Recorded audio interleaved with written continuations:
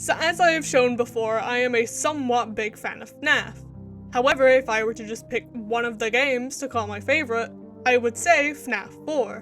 Whether it's just the nostalgia, the creepy atmosphere, or what it brought into the lore, FNAF 4 is my favorite FNAF game. FNAF 4 came out in 2015, and I will admit that at the ripe old age of 9, I wasn't about to go anywhere near it.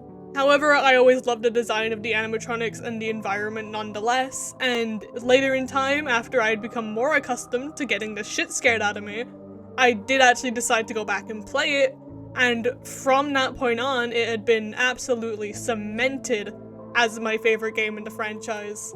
And I'd say that the only game that comes as close to FNAF 4 is Help Wanted, but that's for a reason that we'll get into towards the end of the video. For now, let's get into the gameplay.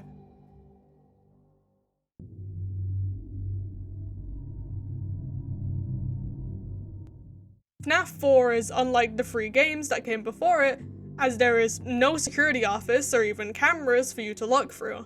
Instead, we play as a child in our bedroom, and our only defenses are the doors, which are scattered around the room, and our flashlight. And like all the games that had come before, we have our new versions of the main gang to deal with. At our left door, we'll have Bonnie, our right door Chica, Foxy's in the closet, and Freddy is behind us on the bed. However, we can't just go around willy-nilly with our flashlight this time, or it will lead to a very quick death. Instead, FNAF 4's gameplay mostly relies on audio cues, well, specifically for Bonnie and Chica. Coming up to either one of the doors will have two major events that can happen. Either there will be no noises coming from the doorway, which means we're free to shine our flashlight down the hall, or we will hear heavy breathing and we must close the door immediately as to not get jump scared by whoever is behind the door. Well, not exactly immediately, but if you don't, then bad things happen, you know? Now, dealing with Freddy and Foxy is a lot more simple. With Freddy, you just need to remember to shine your flashlight over at the bed every now and then to scare away the Freddles. As if you let the Freddles stay out for too long, then Freddy gets mad and jump scares you. And for Foxy, he isn't even in the closet at the start of the night. Instead, you must wait until you notice the door to the closet move, and at that point, you must check the closet, and if Foxy isn't in his plush form, then just hold the doors closed for a few seconds. And immediately we can see a lot of differences between FNAF 4 and the free games that came prior to it. We don't sit in one place the whole night, and instead we have the added problem that we can only tell the situation at one of these problems at a time. If you're checking the door on the left, you will only know about what's going on at the left door. Same with all the other sides of the room that you have to deal with. And that would be the case if it wasn't for two very minor details that you can just barely make out.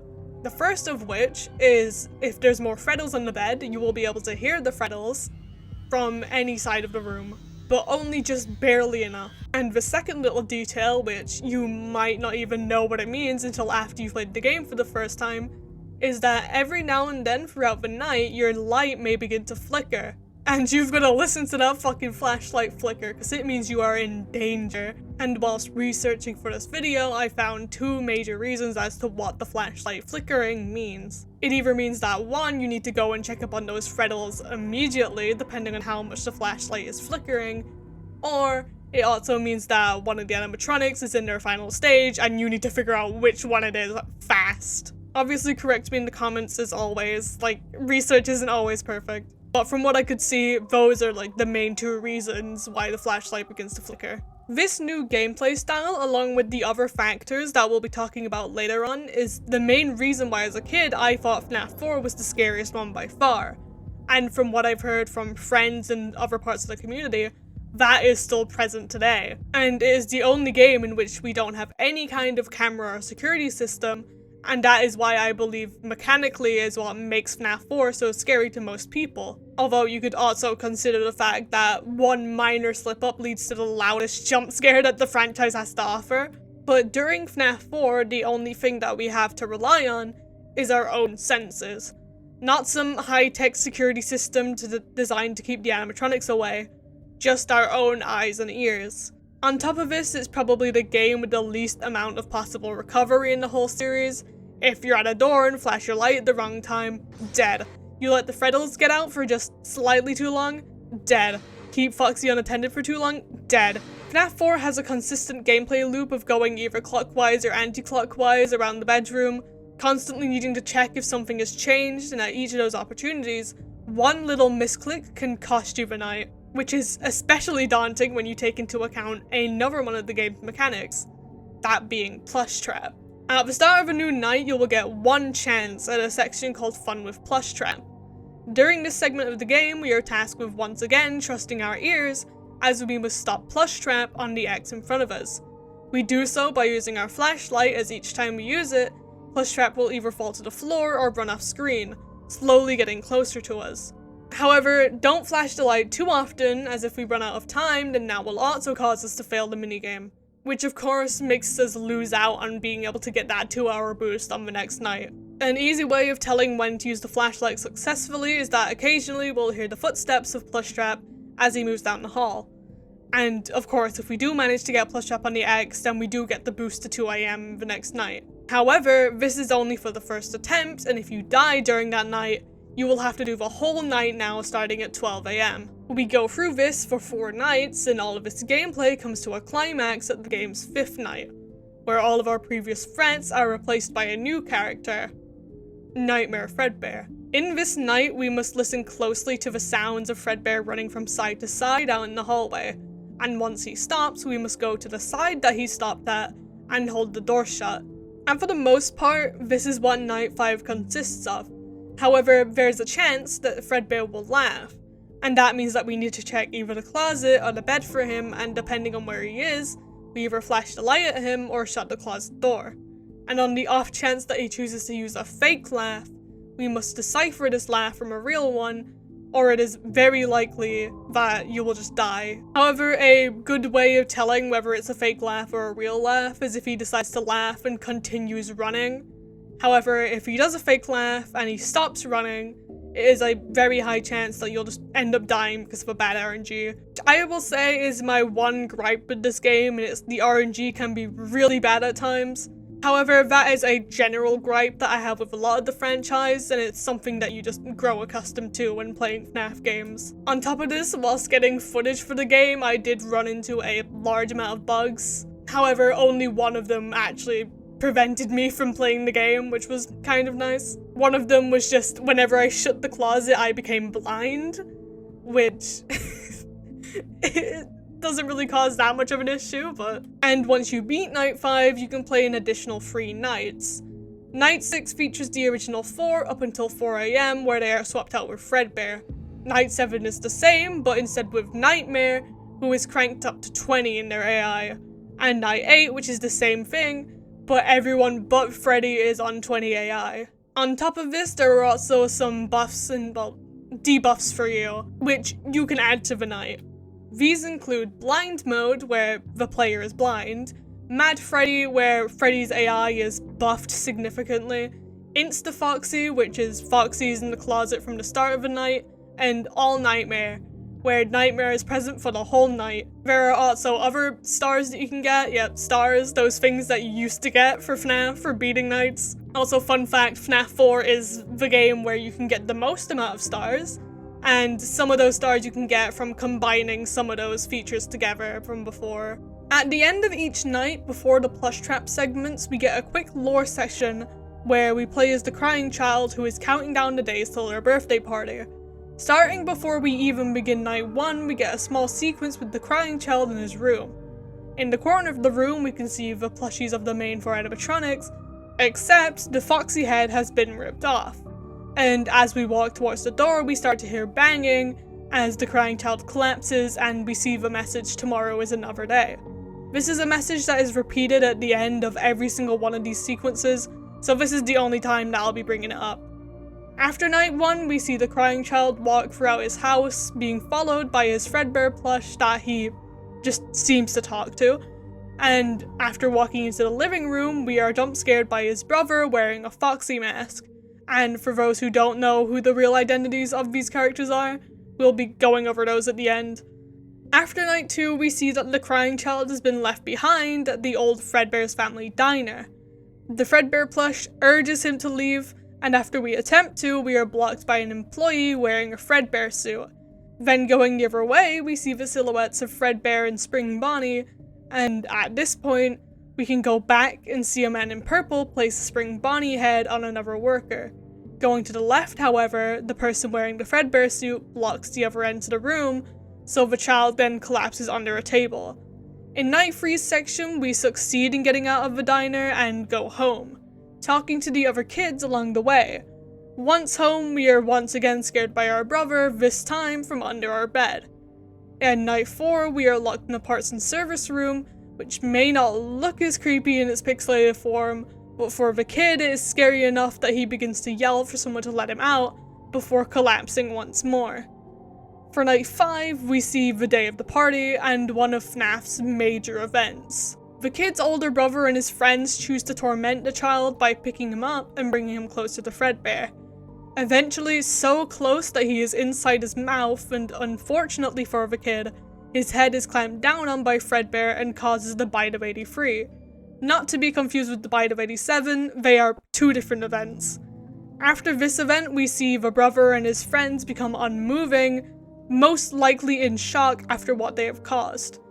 And as our last segment, on Night 6, we get one final scene where we hear the brother apologizing for what he has done, and as the kid's plushies slowly fade out of view, we get a message from another source, most likely whoever is associated with the Fredbear plush. And after this, the Fredbear plush then fades away, as we hear the sound of the kid flatlining.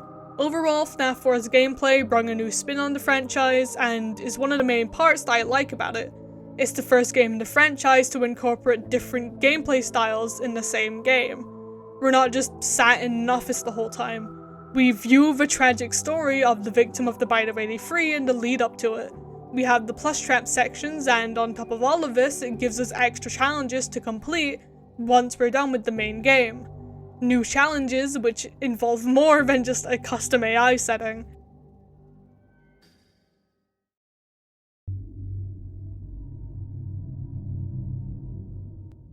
So as we came to find for your average finding FNAF lore means, we learned the identities of every character in the story. The crying child, the brother wearing the foxy head, and of course the man in purple, are all members of the Afton family. And it is not big news that the purple guy is William Afton. The foxy head wearing brother is Michael Afton, who we play as in a large majority of the games under different names, including this one. And the crying child is, well, we know he's an Afton, but he doesn't really have a confirmed first name. Also, during these minigames, we can go to a room which is said to have belonged to Elizabeth Afton, another member of the family who is seemingly dead before the events of the minigame, due to the events that happened at Circus Baby's Pizza World, which, if you don't know, is the location for Sister Location. And for the gameplay itself, or well, the nights, it was originally thought for a while that we were playing as the crying child during their time in a coma after the incident, but that had later been disproved as, just like most of the franchise, new theories kept getting new evidence and debunked older theories, and that is still happening in recent times. If you've recently been involved with the franchise, which, if you're watching this video, is a likely case, you might have seen that something new was found about FNAF 4 involving one of the new books, which told us that at some point in time, William was conducting fear experiments, which involved blank endoskeletons being accompanied by a gas, which would induce hallucinations to anyone that breathed it in. Most of the time, those being children who were the ones being used in these experiments, which means that the nightmares that we see during the game could possibly not even be real, and could be caused by toxic gas, which debunked the old theory of them being sound illusion discs. And there is a chance that even this could change in the future. However, this has been confirmed in one of the official books themselves, so if it were to change at all, it would be very slightly. There's also the theory that these are actual nightmares that Michael is having later on in the timeline, but I like the fear experiment theory, so we're gonna go with that. However, of course, feel free to correct me in the comments and tell me what your opinion on it is. Oh, and of course I'm going to be talking about the box.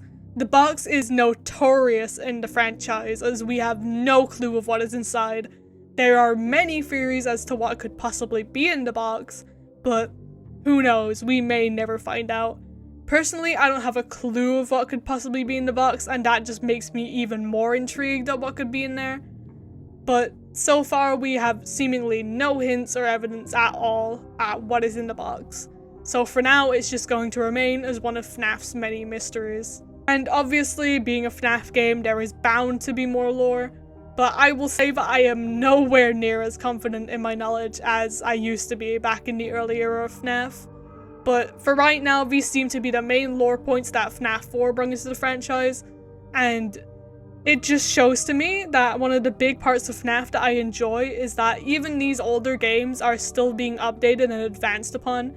Every now and then we learn something more about it, which adds to what we already knew, or shows us how we were wrong and changes what we knew. FNAF 4 is a really big example of that.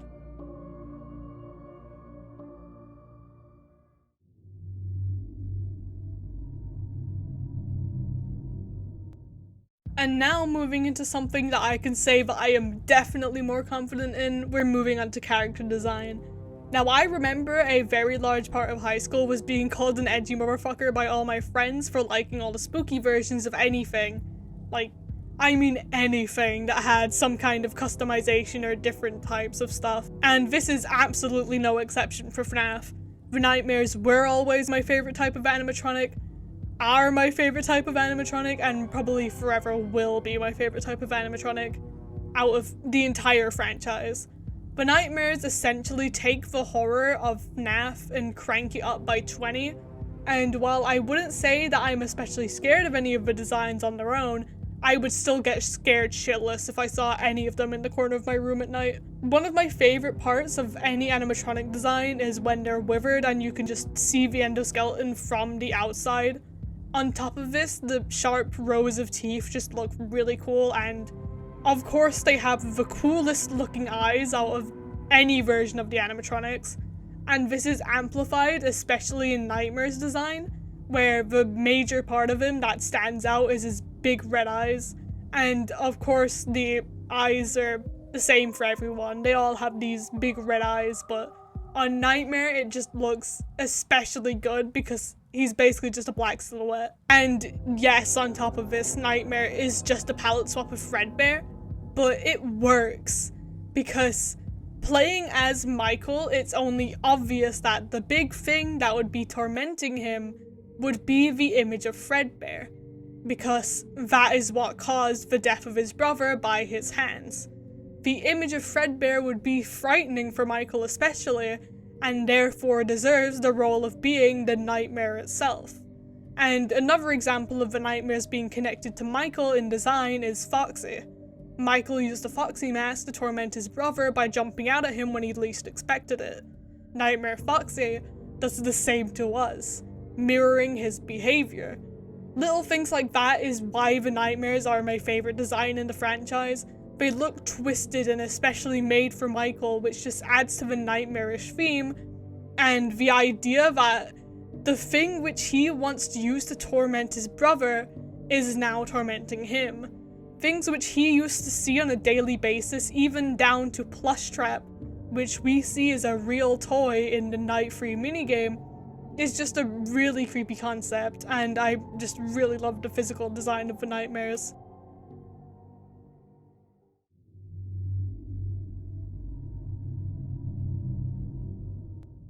Moving on to environmental design, FNAF 4 excels in its environment, and really makes you feel like you're having a nightmare in your own home. While it's not going to be exactly like your own home, the FNAF 4 bedroom is similar enough that you could easily associate it with your own bedroom, which is a very good part of horror when pulled off correctly. Being able to make the viewer or the player associate the scenario that you've put them in with something IRL, and while of course the FNAF franchise has never been one for realism, it's about a guy making high-tech robots in his garage that dead children choose to possess. But in a case of a nightmare, anything can happen. The dark, dingy but familiar style of the house really makes you feel like someone who's going through a nightmare. Accompany this with the game's soundtrack, which I'm not going to play here because it's copyrighted, and you get one of the best environments in a FNAF game. all of the ambience combined with the physical style of the house and the animatronics all combined into one creates this separate style of horror that previous FNAF games don't use. In the previous games, we choose to take the security job, but nightmares are something that, for the most part, you cannot control. And that is a horror all on its own that I feel having the game take place in this style is able to achieve. And even if you're somebody who has no idea about any of like the FNAF lore or what is going on, just going with the theme of everything and, well, having the extras menu exist and calling them nightmare animatronics, it still gets across the vibe that this is a nightmare and that none of this is real in a way that doesn't make you have to watch like every single game theory video that's ever existed or like any other theory channel. Like, what I'm trying to say is that you don't have to be an expert on FNAF to like know that this is a fucking nightmare.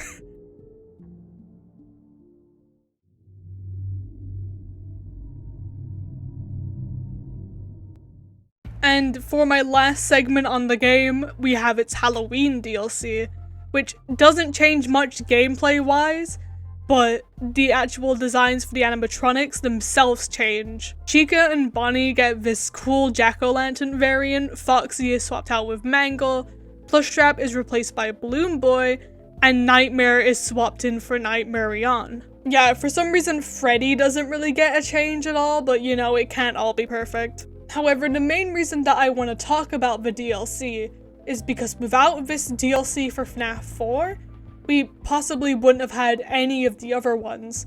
FNAF World and Help Wanted could have possibly have never had their Halloween DLCs if FNAF 4 wasn't the first one to start it.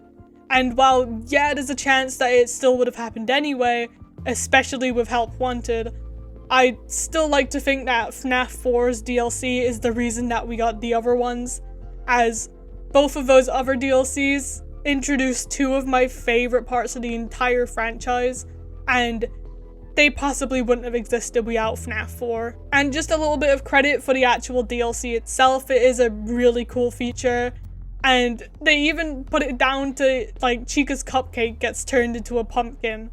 It's a really nice DLC and I like it a lot. But for now, that is why FNAF 4 is my favorite game in the franchise. And who knows, maybe sometime in the future another game will come out and that one will be my new favorite. But for now, the good old nightmares have my heart, and likely will for a long time. Hopefully one day we will learn the mystery of what's inside the box, but that will be all. Thank you so much for watching, and I hope to see you in my next video. Bye bye.